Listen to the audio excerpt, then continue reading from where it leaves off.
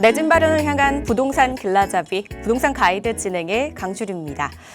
국토교통부 장관이 다주택자는 물론이고 초고가, 비거주 1주택자의 보유세 인상 역시 시사하면서 전방위적인 부동산 압박을 예고하고 나섰습니다. 똘똘한 한 채를 겨냥한 장기보유 특별공제 개편과 함께 이제 재경부 등과 종합대책을 마련해서 주택시장을 하향 안정화하겠다라는 방침인 건데요. 일단 당장 5월 9일에 지금 종료를 앞두고 있는 양도세 중과 유예 관련해서도 정부에서 대책을 마련 중이라고 언급하기도 했습니다. 자, 이렇게 된다면 지금 투자를 고려하시는 분들 또는 실수요자들 입장에서 어떻게 부동산 대책 관련된 플랜을 짜야 될지 많은 분들이 궁금해하실 겁니다. 이런 시장 방향들 저희 부동산 가이드와 함께 든든하게 챙겨보시기 바랄게요. 방송 보시다가 부동산 관련해서 궁금하시거나 플랜 필요하신 분들 저에게 전화 또는 문자 주시면 되겠습니다.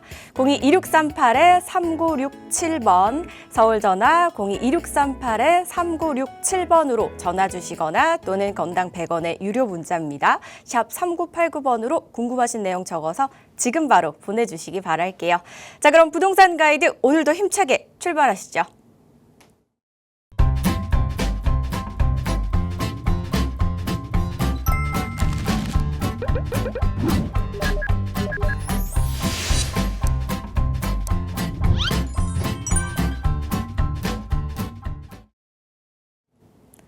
네, 부동산 가이드 목요일 문 활짝 열어볼게요. 오늘 저희와 함께 하실 분 바로 소개해드릴 텐데요. 오늘 처음 뵙는 분입니다. 바로 모셔보도록 할게요. 로엔리 중개법인의 최현수 이사와 함께합니다. 안녕하세요, 이사님. 안녕하십니까.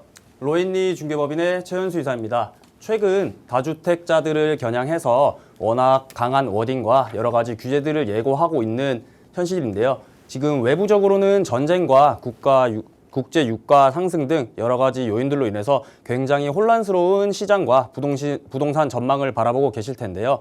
그래도 이 가운데서 분명히 기회는 존재합니다. 저희와 함께 이야기 들어보시면서 이 기회를 오늘 꼭 잡으실 수 있었으면 좋겠습니다. 감사합니다. 네, 앞으로 잘 부탁드리도록 하겠습니다. 이사님 말씀해 주신 대로 위기 속에 기회는 또 분명히 존재하잖아요. 그 기회를 찾게 해드릴 수 있는 게 저희의 역할이라고 생각합니다. 앞으로도 저희와 함께 다양한 이야기 나눠보시면서 나에게 맞는 전략 꼭 세워보시기 바랄게요. 저희 생방송 중에 전화, 문자 상담 활짝 열려 있지만 오프라인 자리도 준비하고 계시거든요. 어떤 자리인지 설명 좀 부탁드릴게요. 네, 저희 로엔리 중개법인에서 많은 분들이 고민하고 계실 부동산 문제 명쾌하게 해답을 드릴 수 있도록 세미나를 준비하고 있습니다. 금요일 오후 2시에 세미나를 준비하고 있으니 많은 고민거리 안고 오셔서 저희가 명쾌하게 해석할 수 있도록 잘 도와드리겠으니 세미나도 많은 참석 부탁드리겠습니다. 네, 마포구에서 진행이 된다고 하니까요. 관심 있으신 분들께서는요. 꼭 한번 참석을 해보시고요. 참석하셔서 부동산 관련된 다양한 인사이트들 얻어가 보시기 바랄게요. 문의사항은요. 02-2638-3967번과 샵 3989번으로 연락 주시면 되겠습니다. 저희는 잠시 후에 본격적으로 여러분들의 궁금증 하나씩 해결해 보도록 하고요. 그 전에 먼저 이슈 체크부터 한번 가보도록 하겠습니다. 최근에 이제 전세 매물 품귀 현상으로 월세 시대가 굉장히 확대가 되고 있습니다. 사실 전세라는 제도가 우리나라 부동산 시장에서 굉장히 장점이었는데 아쉽게 이제 월세로 확대가 되고 있는데 시장에서는 월세 비중이 벌써 70%를 육박하고 있다고 합니다. 왜 이런 현상이 발생했는지 저희 오늘 최현수 이사와 함께 이야기 나눠볼게요. 네, 최근 대출 규제와 더불어서 전세 품귀 현상이 일어나고 있다 보니 전세에서 월세로 전환을 하고 있는 비중이 굉장히 늘고 있는데요. 어떠한 이유 때문에 이러한 현상들이 벌어지고 있는지 제가 오늘 한번 분석해 보겠습니다. 네, 제가 제목은 금주의 부동산 뉴스 코멘트로 지어봤습니다. 네, 전세 매물 품귀와 월세에 대한 이야기를 한번 해볼 텐데요. 큰 타이틀을 먼저 한번 보시고 가시겠습니다. 여보, 대출이 안 나와서 월세로 가자. 서울 새 입주 아파트의 월세 비중이 70%에 육박한다는 내용인데요. 이 기사를 한번 보면 최근 전세의 월세화 속도가 빠르게 늘어나고 있는 가운데 새로 준공한 입주 아파트의 월세 계약이 급증하고 있다는 내용입니다. 이 이유를 한번 살펴보자고 하니 지난해 627 대출 규제로 소유권 이전부 소유권 이전 조건부 전세 대출이 금지된 것이 가장 큰 원인으로 분석이 되고 있습니다. 이 내용을 한번 보자면 기존에는 신축, 새 입주하는 아파트의 경우는 임대를 놓는다고 했을 때 대략적인 비중이 전세가 굉장히 많은 부분을 차지하고 있었습니다. 그런 와중에 지금 70%에 달하는 것으로 보여지는데 이 이유는 소유권 이전 조건부로 전세 대출이 막힌 영향이 가장 큽니다. 네, 내용을 조금 더 한번 살펴보면요.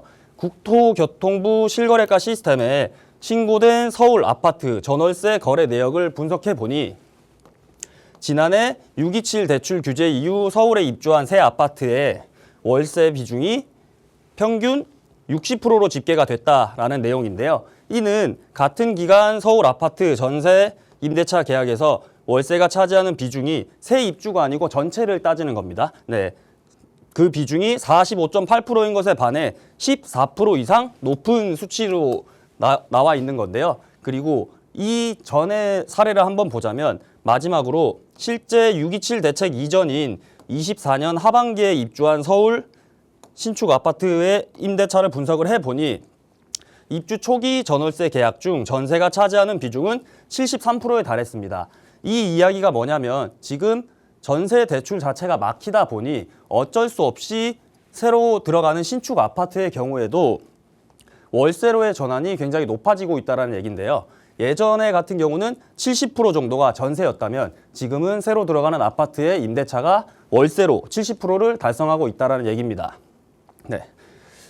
그리고 추가로 더 보실 것이 전세 매물 품귀 현상과 월세에 대한 내용인데요. 첫 번째 큰 타이틀을 보시겠습니다. 전세 매물 품귀로 인해 지금 서울 전세값이 56주 연속 상승을 하고 있다는 내용인데요. 이 내용은 서울 아파트 전세 가격 변동 제가 그래프를 준비를 해봤습니다. 지금 서울의 경우는 전세값이 앞서서 말씀드린 것과 같이 56주 연속 상승을 하고 있다는 내용인데요. 이 내용 자체가 전세 매물 자체가 품귀 현상을 겪고 있다 보니 계속해서 전세 가격 자체가 오르고 있는 모습이고요. 이렇게 전세 가격이 오르는 것도 앞서서 말씀드렸던 월세로의 전환에 대한 이야기도 답이 될 수 있습니다. 네. 이런 가운데 과거 구조와 현재의 구조를 한번 비교를 해보실 텐데요. 과거의 경우는 대출이 충분히 가능했기 때문에 집주인이 세입자의 전세 보증금을 받음으로써 분양대금이나 매매대금에 잔금을 지급을 했었습니다. 하지만 규제가 시작되고 난 이후에 세입자가 전세 대출을 어려워하니 전세금이 부족하게 되고 그 금액만큼을 부족분을 월세로 전환하고 있는 모습인데요. 그러다 보니 저희가 실제로 진행을 할 때 전세에서 반전세로 이동이 되고 반전세에서는 앞으로 더욱더 월세로 전환될 가능성이 높아 보입니다. 월세 비중이 높아지다 보니 그에 따라서 월세 가격 자체도 계속해서 급증될 것으로 보이고요. 이렇게 대출 규제가 유지가 된다면 앞으로 월세 비중은 더욱더 가속화되며 월세 가격도 좀 높아질 예정으로 보여집니다. 네. 그리고 다주택자가 만든 구조 변화인데요. 전세 공급 감소. 앞서서 말씀을 드렸듯이 지금 전세 매물 자체가 품귀 현상을 겪고 있습니다. 그 이유는 다주택자가 만든 구조 변화인데요. 시청자 여러분들이 보고 계실 때 흔히들 다주택자 규제라고 하시면 나는 해당 사항이 없겠지, 나는 다주택자가 아니야 라고 생각을 많이 하실 텐데요. 이 시장 반응은 그렇지가 않습니다. 과거의 구조를 봤을 때 다주택자 분들이 여러 채를 보유를 하시면 한 채 정도는 실거주를 하시고 나머지 여러 채 중에 남아있는 부분은 전세를 놓거나 임대를 놓는 형태가 가장 많았습니다. 하지만 규제가 시작되고 난 이유를 보면 세금 부담이 굉장히 증가가 되고 그리고 최근에 매입을 하는 곳들은 거의 대부분이 토지거래 허가이기 때문에 실거주 요건이 추가가 됩니다. 그렇기 때문에 이런 현상을 겪고 나면 신규 투자 자체가 감소를 하고요. 전세 공급 감소로 이어지는 결과를 낳고 있는데요. 이렇게 다주택자를 규제를 했는데 무주택자 혹은 1주택자 분들이 이런 시장에서 전세 공급 감소라는 현상을 겪고 계신 겁니다. 이렇게 제가 말씀드린 부분이 이미 시청자분들이 시장에서 겪고 계신 반응들이고 저희가 이러한 전체적인 정부의 정책 구조를 봤을 때 어떻게 이루어지는지 시장의 흐름을 읽는 것이 중요해 보입니다. 네, 여러 가지 이유들이 작용을 했겠지만 어쨌든 가장 그래도 큰 원인 아닌 원인을 이야기를 해보자면 전세 대출 규제가 큰 역할을 하지 않았나라고 말씀을 주셨습니다. 대출 규제가 만약 계속해서 이대로 이어진다면 월세의 가속화, 월세의 비중은 더 늘어날 것이다라고 말씀을 주셨거든요. 시장 상황이 예전만큼 그렇게 긍정적이진 않은 상황으로 보입니다만 하지만 그럼에도 불구하고 저희는 해내야겠죠. 그래서 또 저희가 존재하는 거기도 하니까요. 저희와 함께 그 어려움들 다 헤쳐나가시길 바라는 마음입니다. 그리고 이런 시장 속에서도 좀 주목해 볼 만한 지역이 분명히 있다고 하거든요. 그래서 그 지역을 또 한번 이야기를 나눠보도록 하겠습니다. 어떤 지역들이 또 준비가 되어 있는지 이사님이 준비를 해주셨다고 하거든요. 그래서 오늘 일단 저희가 먼저 이슈에 대해서 이야기를 또 나눠주셨는데요. 그 이슈 관련해서 부동산에 위기가 오는 건가라고 좀 부정적으로 생각하고 절망적일 수도 있겠지만 위기 속의 기회를 찾아드리겠다라고 오프닝에서 말씀을 주셨듯이 앞으로 저희가 그 부분을 하나씩 한번 헤쳐나가 보도록 하겠습니다. 그래서 저희가 생방송 중에 전화 문자 준비되어 있으니까요. 여러분들 방송 보시다가 궁금하신 부분 있으시면 전화 또는 문자 언제든 주시면 되겠습니다. 02-2638-3967번과 샵 3989번으로 연락 주시기 바라고요. 그리고 저희가 매주 목요일마다 이사님과 함께 강의도 나눠보고요. 또 지역도 알짜 지역 분석도 해보고 세미나 이야기도 또 전해드리도록 할게요. 오프라인 자리 다시 한번 또 설명을 해드리겠습니다. 지금 화면을 통해서 주제와 날짜, 시간 그리고 장소 이렇게 나가고 있는데요. 여러분 일단 날짜와 시간, 장소를 꼭 메모를 해두시면 좋겠네요. 주제는 사실 여러분들께서 궁금해하시는 부동산 이야기들 얼마든지 나눠보실 수 있다고 하니까 참석하셔서 여러 이야기들 나눠보시기 바랍니다. 문의사항은요. 02-2638-3967번과 샵 3989번으로 연락 주시기 바랄게요. 자, 그럼 저희 또 알짜 지역 분석 한번 해봐야겠죠. 이렇게 부동산 시장에서 좀 위기 아닌 위기인 상황에서도 불구하고 저희가 좀 주목해 볼 만한 지역 어디가 좋을까요?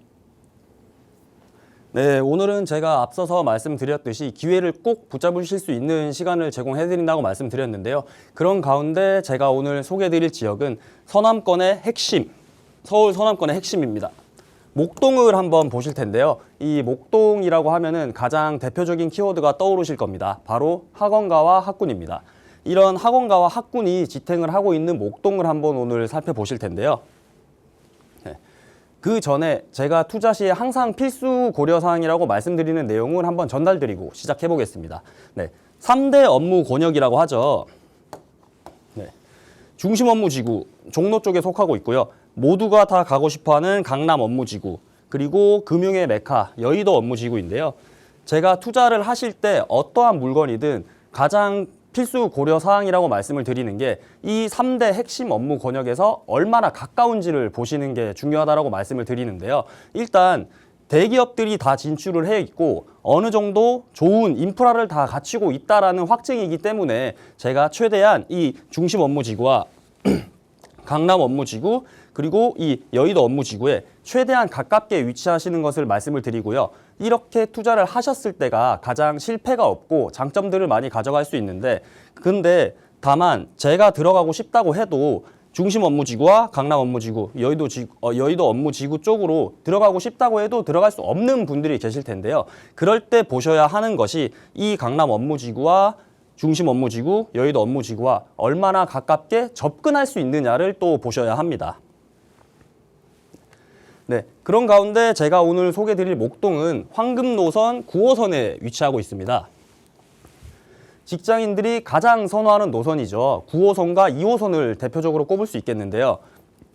황금노선 9호선은 서울 서쪽에서 동쪽을 가로지르는 서울을 관통하고 있는 지하철 노선이라고 보실 수 있는데요. 그 가운데서도 목동에서 이용을 할 곳은 이 염창역입니다.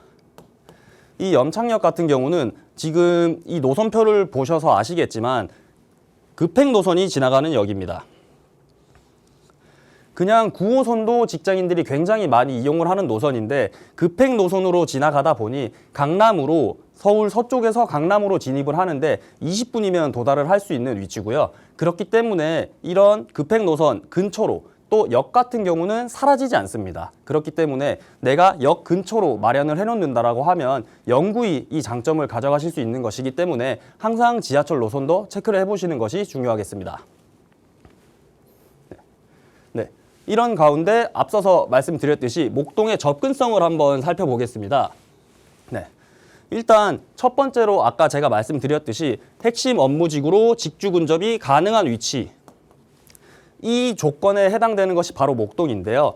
이 염창역에서 서울 강남까지 불과 20분밖에 걸리지 않고 중구 쪽 중심 업무지구로도 20분밖에 걸리지 않습니다. 그리고 여의도는 워낙 가깝죠. 10분 내외로 이동이 가능하고 이렇게 큰 새 업무지구로의 접근성도 굉장히 훌륭하고 용산이 또 있죠. 용산에서 15분. 그리고 또 마포로의 접근도 굉장히 좋습니다. 그리고 추가로 저희가 더 볼 수 있는 것이 바로 마곡입니다. 마곡으로의 접근성도 굉장히 뛰어나기 때문에 목동 자체의 거주 여건은 굉장히 훌륭하다고 보실 수 있고요. 네. 그리고 이런 가운데 오늘 보실 목동에 대한 핵심 키워드를 제가 3가지만 먼저 말씀하고 시작하겠습니다. 목동 같은 경우는 대표적으로 신시가지 전면 재건축을 호재로 볼 수 있고요. 두 번째로는 대체 불가한 학원가, 목동입니다. 너무 학원가로 유명하다 보니까 따로 이야기가 필요 없을 정도로 유명한데요. 세 번째로 보실 것은 교육, 생활, 주거의 완성도는 이미 S급, 이미 인프라가 갖춰져 있는 지역이기 때문에 추가로 더 들어올 호재들밖에 남아있지 않다라는 건데요. 저희가 목동을 이야기를 할 때 신시가지 아파트를 빼놓을 수 없습니다. 이 신시가지 아파트가 재건축을 앞두고 있는데요. 이 목동의 전체 조감도를 보시면 이 신시가지 아파트가 이렇게 큰 대단지로 형성이 되어 있는데 이 목동 신시가지 아파트 같은 경우는 1단지부터 14단지까지 이루어져 있습니다. 이 목동 같은 경우는 기존에는 염창역 아래쪽에 구시가지라고 해서 그쪽이 도심의 역할을 해왔었습니다. 그런데 80년도를 기점으로 이 목동 신시가지 아파트 대단지가 조성이 되고 나서는 이 신시가지 아파트 쪽으로 인프라가 몰리기 시작하면서 지금 많이들 인식하고 계신 학원가와 대형 병원, 쇼핑몰 등 이런 것들이 다 신시가지 아파트로 몰려있다고 보실 수 있는데요. 이 신시가지 아파트가 80년도에 준공이 되었기 때문에 지금 현재 40년이 지난 지금 재건축을 앞두고 있습니다.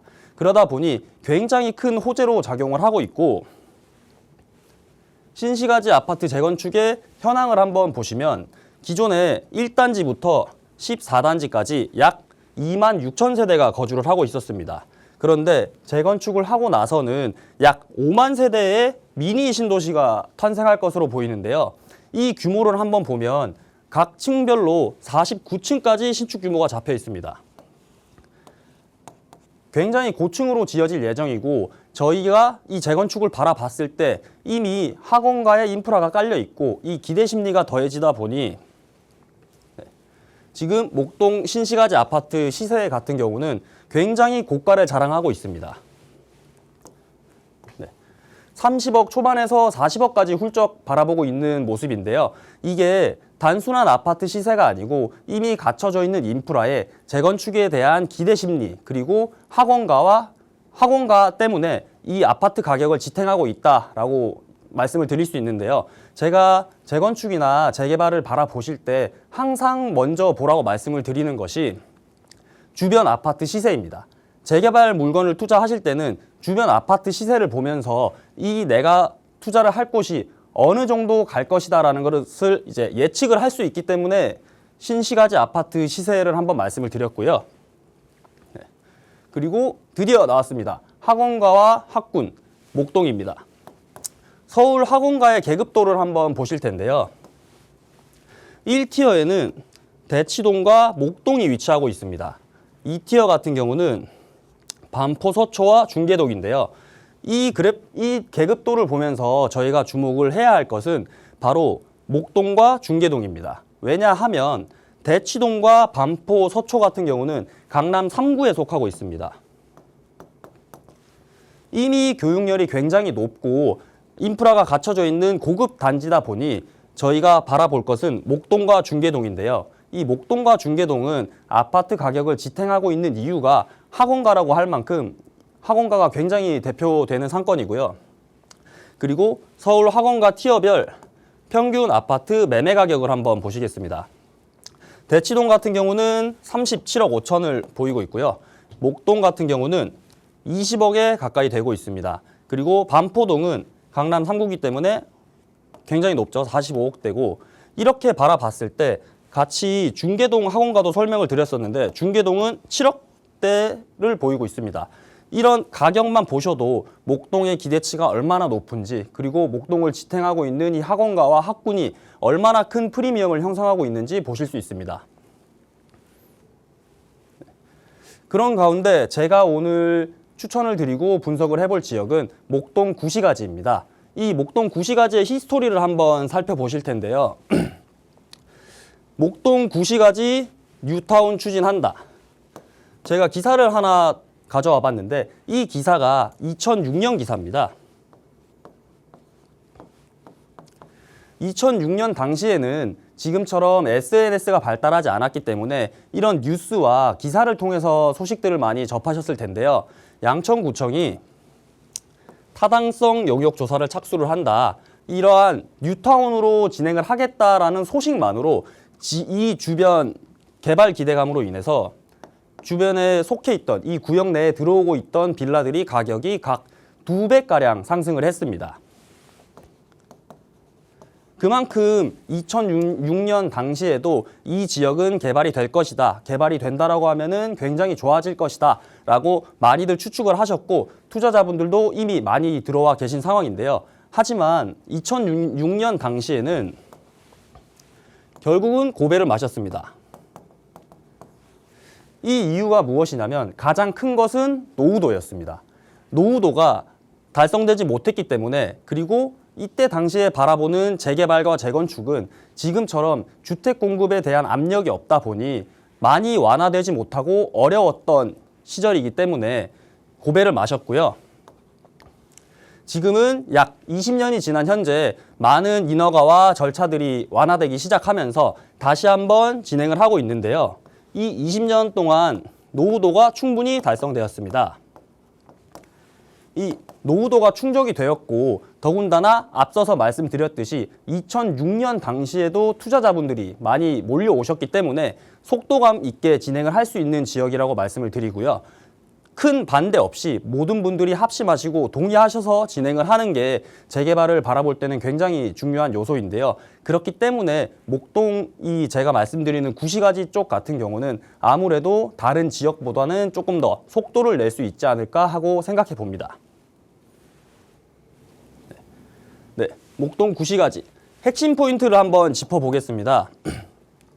지금 지도를 바라보셨을 때 이쪽이 신시가지입니다. 신시가지 아파트는 재건축을 다 진행을 하고 있고 저희가 지도만 봤을 때도 조금 눈치가 빠르거나 재개발 쪽을 공부를 많이 하신 분들이면 어느 쪽을 투자를 해야겠다라고 바로 보이실 텐데요. 제가 오늘 말씀드릴 위치는 이 염창역 아래쪽입니다. 이 염창역 아래쪽이고 앞서서 말씀드렸듯이 이 9호선 급행 9호선 급행역을 지나가는 위치이고요. 오히려 신시가지 쪽보다도 이 염창역의 영향을 더 많이 받고 있는 역세권이라고 보실 수 있습니다. 그리고 핵심 포인트를 제가 아까 말씀드린다고 했는데 노후주택 밀집 지역이 존재합니다. 그러다 보니 아까 말씀드렸던 노후도가 달성이 되었기 때문에 재개발에 대한 잠재력이 굉장히 크다라고 말씀을 드릴 수 있고요. 두 번째는 상대적 가격 저평가 구간입니다. 아까 신시가지 아파트 시세를 제가 말씀을 한번 드렸는데요. 그것보다도 이쪽 지역이 저평가되었고 굉장히 가격적으로 아직 반영이 덜 되었다 보니까 저는 재개발을 투자를 할 때 초기에 들어가시는 것이 좋고 그리고 초기 투자금은 가장 작은 것이 좋다라고 말씀을 드리는데요. 아직까지는 이 구시가지 쪽이 반영이 덜 되고 있기 때문에 지금 방송을 보시는 시청자분들께는 굉장히 큰 기회로 작용될 수 있습니다. 그리고 목동 신시가지 쪽이 재건축이 착공이 된다라고 하면 가격은 이미 반영되기 시작할 텐데요. 그리고 신시가지 쪽을 제가 계속해서 왜 말씀을 드리냐면 일단 주변 아파트의 시세도 중요하지만 이 대단지가 재건축을 들어갔을 때 이주 수요를 받아줄 곳이 있어야 됩니다.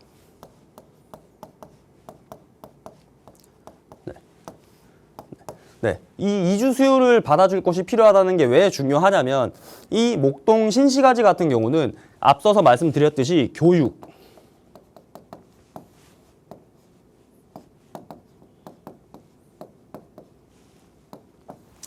교육과 학군 때문에 거주를 하고 계신 분들이 많으십니다.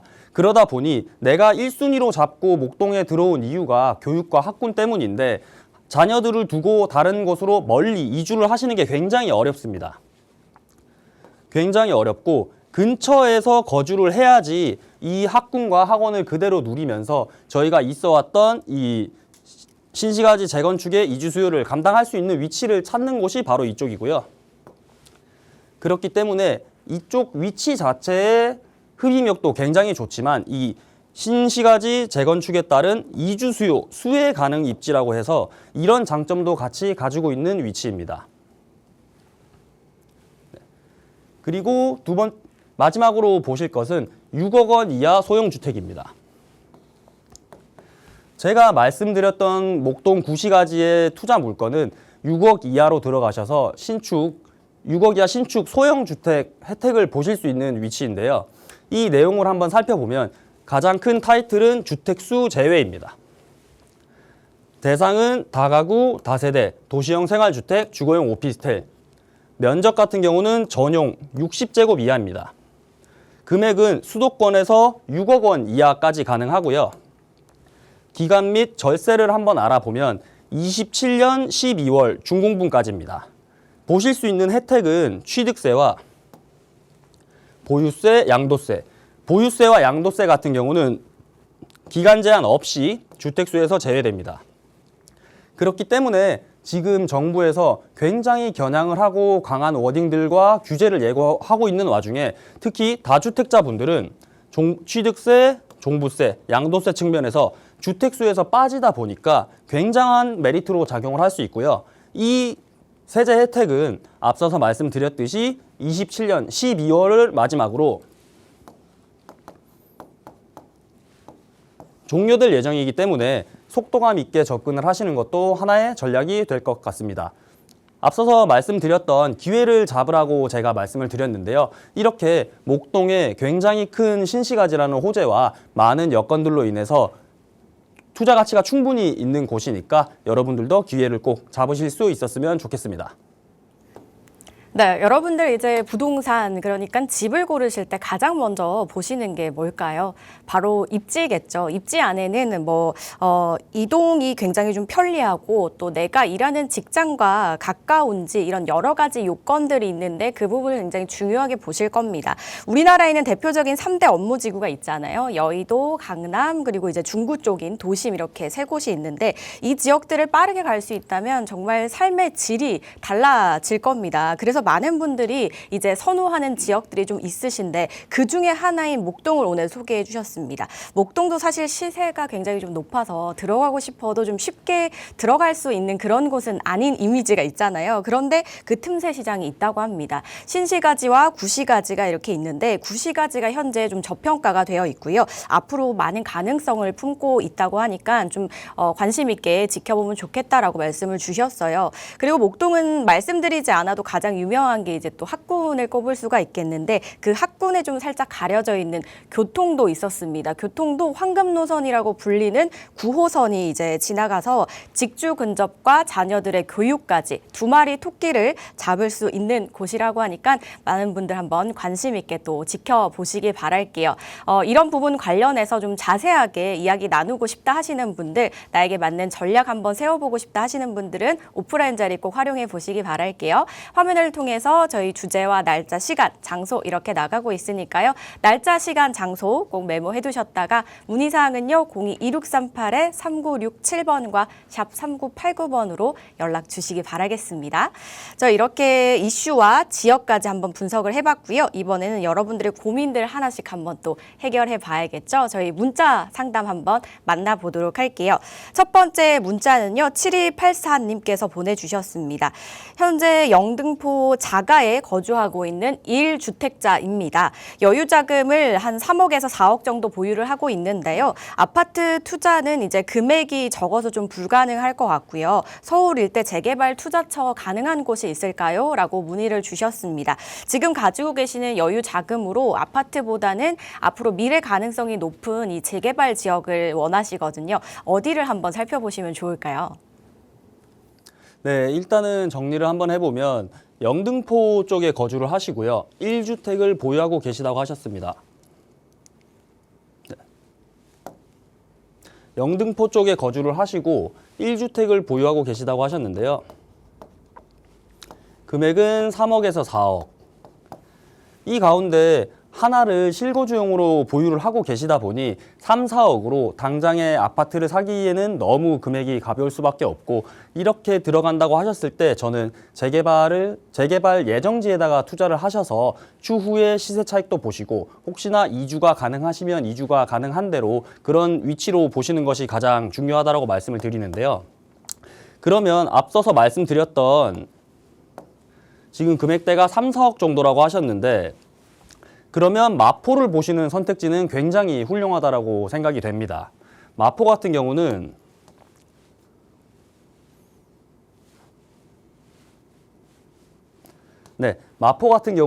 굉장히 앞서서 말씀드린 이 업무 지구와의 접근성도 굉장히 훌륭하고요. 그리고 마포 자체에서 소화할 수 있는 직장인들의 수요도 굉장히 좋은 입지입니다. 저희가 흔히 얘기를 할 때 마용성,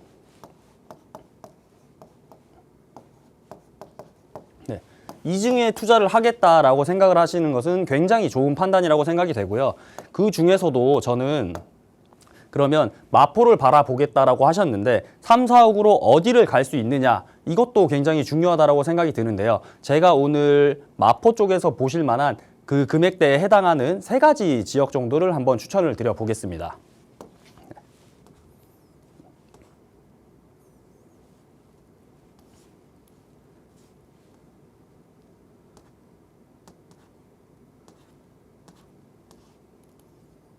지도 체크해주고 계신 거죠? 예, 잠시만요.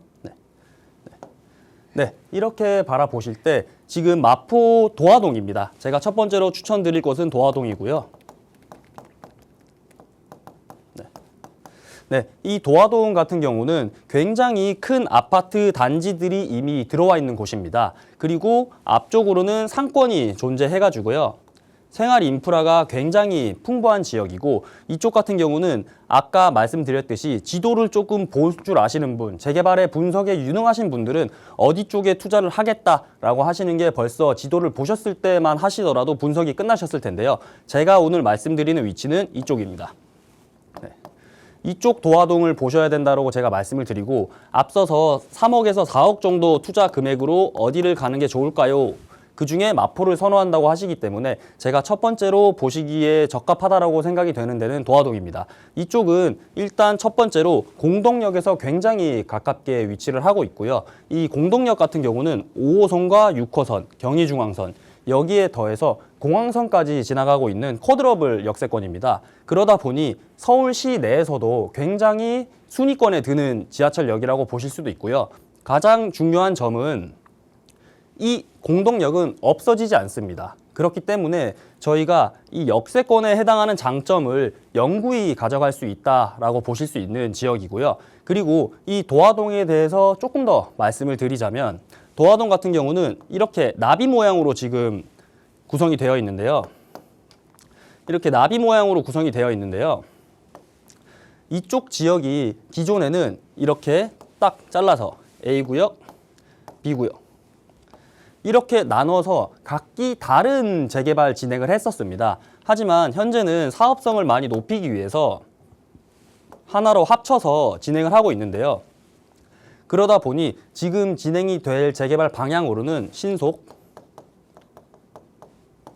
그리고 빼놓을 수 없죠. 역과 가깝기 때문에 역세권 활성화로 추진이 될 예정입니다. 어떠한 방향으로 정해지든 입지 자체가 굉장히 훌륭하기 때문에 언젠가는 진행이 된다라고 하면 충분히 시세 차익을 보실 수 있고, 나중에 혹시나 아파트를 받게 되셨을 때 실거주를 하시기에도 굉장히 좋은 여건이라고 말씀을 드릴 수 있고요. 두 번째로 마포에서 보실 곳은 용광동입니다. 이 용광동을 보시는 것을 또 추천을 드릴 수 있겠는데요. 이 용광동 같은 경우는 굉장히 큰 장점이 존재하고 있는 위치입니다. 이 한강을 공유할 수 있습니다. 최근 한강에 대한 밸류가 갈수록 높아지고 있죠. 지금 서울 쪽에서 한강을 끼고 있다는 것은 굉장히 큰 장점으로 존재를 합니다. 위쪽부터 흘러오는 한강 따라서 저희가 한강 남쪽으로 투자를 할 수 있다면 굉장히 좋겠는데요. 그러기에는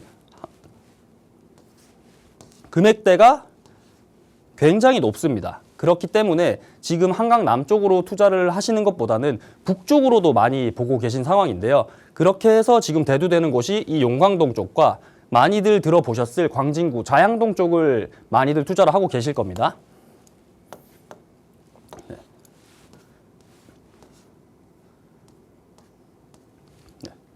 네, 그렇게 했을 때 이 용광동을 바라보자면 일단 금액대로 들어가시기에는 충분하고요. 한강 조망이 가능하다라는 프리미엄을 형성하고 있고, 또 하나 빼놓을 수 없는 것이 바로 이 대흥역입니다. 이 대흥역 학원가가 존재하기 때문에 제가 앞서서 말씀드렸던 목동의 장점과 같이 학원가를 공유하면서 어쩌면 계속해서 커지고 있는 학원가가 이 아파트 가격을 목동처럼 지탱을 할 가능성이 존재하고 있는데요. 이렇게 내부로 들어간다고 봤을 때 한강 조망이 가능하고 역으로의 접근성도 뛰어나면서 이 학원가가 형성이 되고 있다는 것은 젊은 부부들의 수요를 감당할 수 있다는 입지인데요. 그러다 보니 이 용광동도 한번 바라보시는 것을 추천드리고요.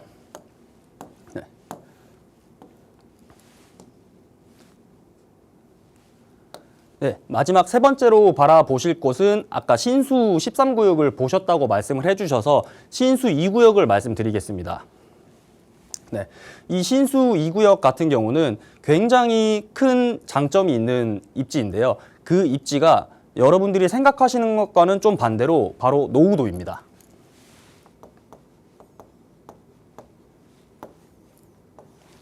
네, 이 노후도를 말씀을 드리는 이유가 저희가 재개발 물건지에 투자를 할 때는 가장 중요하게 바라보는 것이 이 노후도인데요. 왜냐하면 노후도가 많이 된 지역일수록 더욱더 빠르게 재개발을 진행해야 된다라는 기준이 잡혀 있기 때문에 이 노후도가 확보되어 있는 지역을 바라보시는 것이 굉장히 중요하고요. 이 신수 2구역 같은 경우는 마포구 내 그리고 서울 내에서도 굉장히 높은 노후도라고 할 수 있는 90%대를 보이고 있습니다. 이 90%대를 달성하게 된 연유를 좀 살펴보자면 이 신수 2구역 같은 경우는 예전에도 정비 사업에 대한 기대가 굉장히 많았던 입지입니다. 그러다 보니 예전부터 진행을 하려다가 못하고 이랬던 입지인데요. 그런데 지금 현재는 서울시 자체가 신속통합이라던가 모아타운 등 여러 가지 재개발 인허가들을 좀 완화해주고 그리고 사업성도 좀 확보를 시켜주면서 속도를 조금 더 붙여서 갈 수 있는 지역이라고 말씀을 드리고요.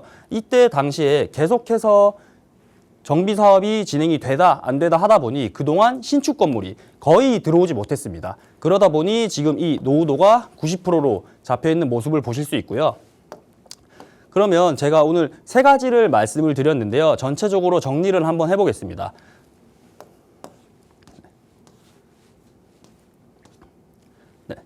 네. 키워드만 좀 짚고 가자면 도화동을 본다라고 하시면 이 공동역에 대한 장점을 같이 가져가실 수 있는 것이고, 이 용광동을 본다라고 하시면 이 한강을 그리고 학원가를 장점으로 뽑을 수 있겠고요. 그리고 이 신수동을 본다라고 하시면 정비에 대한 기대감, 네. 이 정비에 대한 기대감, 이 노후도가 확보되어 있는 입지이기 때문에 아무래도 정비가 조금 더 활발하게 진행이 되지 않을까라고 생각해 볼 수 있겠습니다. 그런데 제가 이 시청자분의 사연을 구체적으로 듣지는 못했는데 제가 추가로 좀 말씀을 드리고 싶은 것이 영등포 쪽에 한 채를 보유를 하고 계시니까 지금 3억에서 4억 정도를 투자를 한다고 하셨는데요. 최근에는 정부에서 다주택자를 겨냥한 워딩과 강력한 규제들을 예고하고 있는 만큼 저는 제가 투자를 한다라고 하면은 6억 원 이하 소형주택 혜택을 보면서 투자를 할 수 있는 입지를 찾아볼 텐데요. 물론 이 사연을 보내주신 분이 꼭 나는 마포를 봐야 돼, 마포밖에 없어 라고 한다고 하시면 앞서서 말씀드렸던 세 곳을 추천을 드리고요. 아니야, 나는 시야를 조금 더 넓혀서 서울 전역으로 볼 수 있다 라고 하시면 이 6억 이하로 들어오는 매물에 해당되는 내용을 찾아보시는 것도 중요할 것 같습니다. 네, 일단 먼저 마포구를 중심으로 설명을 해주셨습니다. 세 곳 지역 말씀 주셨는데요. 일단 도화동입니다. 공덕역과 이제 인접해 있고 공덕역은 이제 쿼드러블 역세권이라서 4개의 노선이 지나가잖아요. 여기에 이제 서울 내 업무지구 뭐 다 가깝게 이동이 가능하고요. 공덕 인근에 공원도 있어서 거주하기에 좋지 않을까라는 생각이 드는 도화동 말씀을 주셨고, 사실 마포구는 뭐 교통이나 이동하시기에는 다 편리하다라는 부분은 일단은 생각하고 그 다음을 보시는 부분도 많으실 것 같아요. 그래서 용강동도 말씀을 주셨어요. 용강동은 이제 한강과 인접해 있고요. 또 학원가가 잘 되어 있다라는 장점 말씀을 주셨고, 마지막으로 신수 2구역도 설명을 해주셨는데요. 이곳은 이제 노후도가 90% 이상이라고 합니다. 그래서 이제 또 괜찮은 사업성을 가지고 있기 때문에 한번 살펴보시면 어떨까라고 이렇게 세 가지 지역들 말씀해 주셨고, 추가적으로 마포구 외에 이제 다른 곳을 또 보실 수가 있다면 6억 이하에서 다른 지역들도 한번 살펴보시면 좋겠다라고 말씀 주셨으니까요. 이 점 참고하셔서 꼭 현명하게 선택해보시고, 만약에 선택하시다가 또 중간에 막히신다면 저에게 다시 한번 상담 요청해 주시기 바라겠습니다. 상담 내용 도움되셨길 바랄게요. 저희는 다음 문자도 바로 만나보죠. 0038님께서 보내주셨습니다. 저는 경기도에 집 한 채와 오피스텔 4채를 보유하고 있습니다. 여기에 현금은 2억 정도를 가지고 있는데요. 앞으로 투자 방향을 어떻게 세워야 될지 고민입니다. 친구들은 다 서울에 살면서 뭐 10억이 올랐다, 20억이 올랐다 이런 이야기들이 들려오는데 저는 투자한 지 20년이 지나도 차익이 크게 없습니다. 어떻게 전략을 세워야 할까요? 라고 보내주셨습니다. 굉장히 열심히 투자를 하신 느낌이 들거든요. 사연만 봤을 때는. 경기도에 일단 집 한 채 가지고 계시고 오피스텔 4채를 보유하고 계신데 다른 서울에 투자하신 분들에 비해서 이제 차익이 좀 없으시다 보니까 힘이 빠지시나 봐요. 그래서 앞으로 투자 전략을 좀 어떻게 세워야 될지 궁금해 하십니다. 이사님 도와주시죠. 네, 말씀 잘 들었고요. 제가 한번 정리를 한번 해보겠습니다. 일단 경기도에 한 채를 보유하고 계시고 오피스텔을 4개를 보유하고 계시다고 말씀을 주셨는데요. 일단 제가 정확하게 경기도 어디라고 말씀을 해주신 건 아니어서 단순한 비교일 수 있겠지만 경기도보다는 그래도 서울에 투자를 하시는 것이 시세 차익 측면에서는 굉장히 수월할 수 있습니다. 그렇지만 주택을 바라보는 시각의 차이가 저는 있다라고 생각을 하는데요. 일단 주택이라고 하는 것은 제가 1차적으로 편안한 생활을 향유할 수 있고 내가 이 주변에서, 그리고 직장도 위치도 중요할 것이고요. 얼마나 편안하게 살 수 있는가를 중점으로 두시는 분이 계시고, 하지만 최근 트렌드는 내가 주택을 샀을 때 가격이 많이 올랐으면 좋겠다라고 하는 시각들을 많이 보여주시는데요. 일단 제가 이 사연자분의 투자 성향을 한번 분석을 해보겠습니다. 오피스텔을 4개 정도 투자를 하셨다라고 하시는 것은 1차적으로는 시세 차익보다는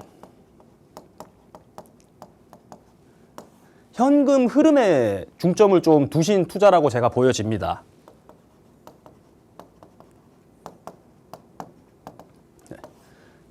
이 현금 흐름에 중점을 두셨다라고 생각이 되는 이유가 뭐냐면, 일단 기본적으로 오피스텔이라고 하시는 것은 최대한 수익을 많이 내기 위한 투자라고 보실 수 있는데요. 한 달에 내가 월세를 받으면서 이 현금 흐름을 확보해서 다른 쪽에 사용을 하시거나 생활비로 쓰시거나 이런 투자를 하신 걸로 보여지는데요. 아쉽게도 다른 건물들에 비해서는 이 오피스텔에 투자를 하셨기 때문에 시세 차익보다는 아무래도 수익형으로 지금 포트폴리오를 짜신 걸로 보여지고요. 저희가 부동산을 투자를 할 때 중요한 것이 항상 구분을 하셔야 됩니다.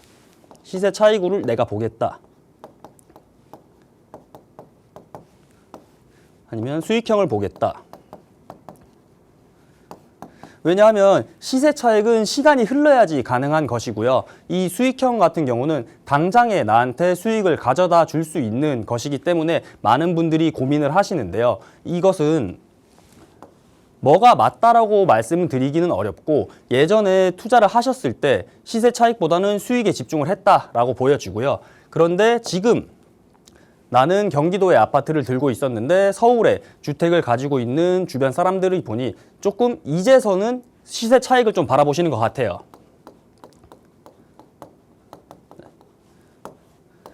그런데 지금도 늦지는 않았습니다. 일단 금액을 한 1억에서 2억 정도로 말씀을 주셨는데요. 서울에도 충분히 1억에서 2억 재개발 초기에 해당되는 투자 물건들이 존재를 하고요. 그리고 지금 이렇게 말씀을 해주신 걸 보니 제가 좀 우려스러운 것은 아파트 한 채를 보유를 하고 계신데 그 부분까지 정리를 하고 내가 투자를 하겠다라는 공격적인 투자는 저는 좀 선호하지 않고요. 제가 추천드리는 방향은 일단 경기도에 아파트 한 채는 계속 보유를 하시고 이 한 채는 미우나 고우나 계속 거주를 하시는 것을 추천드리고요. 밑에 가지고 계신 오피스텔 오피스텔 4개 같은 경우는 시간이 지나면서 차차 정리를 하시는 게 좋다라고 보여집니다. 수익형으로 계속 가져가고 싶다라고 하시면은 계속 가져가셔도 되는데 나는 이제는 시세 차익을 좀 보고 싶어라고 하시는 분들이라면 지금 가지고 계신 1억에서 2억 정도라고 하셨는데요. 여기에 시드머니를 더해서 나머지 서울 투자지를 찾아보셔도 되고요. 아니면 지금 이 1, 2억으로 제가 아까 말씀드렸던 목동도 충분히 지금 진입이 가능한 구간이고요. 나머지 지역들도 굉장히 추천드릴 곳이 많기 때문에 이 1, 2억으로 투자를 하시거나 두 번째 방안으로는 이 오피스텔을 다 매도를 하시고 시드머니를 확보를 하셔가지고 나머지 서울에 조금 더 크고 이것보다는 투자 금액이 더 모여 있을 때 볼 수 있는 지역을 보시는 것도 저는 추천드리겠습니다. 그런데 다만 제가 지금 사연자분의 나이를 모르기 때문에 정확하게 말씀드릴 수 없는 점 좀 양해 부탁드리고요. 저희 회사로 연락을 주시거나 세미나에 참석하시면은 조금 더 디테일하게 분석 한번 도와드리겠습니다. 네, 일단 리스크가 좀 큰 움직임보다는 조금 안정적인 방향을 말씀을 주셨습니다. 그래서 보유하신 경기도 이제 아파트는 가져가시고요. 나머지 이제 오피스텔을 좀 정리를 하시고 그다음에 플랜을 세워보시면 어떨까라고 말씀을 주셨거든요. 그래서 그 이후에 방향성 이제 또 필요하시잖아요. 그러시다면 저희 생방송 중에 전화 문자 열려 있고요. 그 외에는 오프라인 자리 활용해 보실 수 있으니까요. 한번 참석을 해보시기 바라겠습니다. 그 오프라인 자리 어떤 자리인지 저희 이사님께 설명 한번 들어볼게요. 네, 최근 여러 가지 문제들로 인해서 부동산 시장이 굉장히 혼란스럽고 어렵습니다. 하지만 부동산 시장은 원래 어려웠습니다. 이 기회를 꼭 저희가 붙잡을 수 있게 세미나를 준비해 봤는데요. 금요일 오후 2시고요. 마포역 바로 3번 출구 앞쪽에 위치하고 있습니다. 그렇기 때문에 저희가 간략하고 또 심도 있게 도와줄 수 있는 부분들이 많기 때문에 이 세미나 참석 꼭 많은 참석 부탁드리겠습니다. 네, 어떤 이야기들 좀 나누실 수 있는지 그 부분도 말씀을 해주시면 좋을 것 같아요. 일단 오늘 처음 나오셨잖아요, 이사님. 그래서 지금 시청자분들께서도 이사님을 처음 뵙기 때문에 오프라인 자리에서 어떤 분들이 오시는지 어떤 이야기들이 오가시는지 좀 궁금해하실 것 같아요. 살짝 한번 말씀해 주실까요? 네, 저희 세미나에 참석하시면 지금 현재 굉장히 많은 정책들과 정책 예고들이 쏟아지고 있으면서 지금 많은 시청자분들과 투자자분들이 고민에 빠져 계시는데요. 그런 공통적인 사항을 전체적으로 좀 다뤄드리고 나머지로는 개별 상담도 진행을 하면서 내가 겪고 있는 이런 경우에 따라서 모든 분들이 다 다른 포트폴리오나 투자 성향을 가지고 계시기 때문에 그런 부분에 있어서 많은 도움을 드릴 수 있으니 저희 세미나 참석 꼭 많이 부탁드리겠습니다. 네. 문의사항은요, 02-2638-3967번과 샵 3989번으로 많이 연락 주시기 바랄게요. 저희 방송에서 제공하는 정보는 투자 판단에 대한 조언일 뿐 해당 부동산의 가치 상승과 하락을 보장하지 않습니다. 저희 오늘은 여기서 인사드릴게요. 내일 이 시간 다시 찾아뵙겠습니다. 시청해주신 여러분 고맙습니다.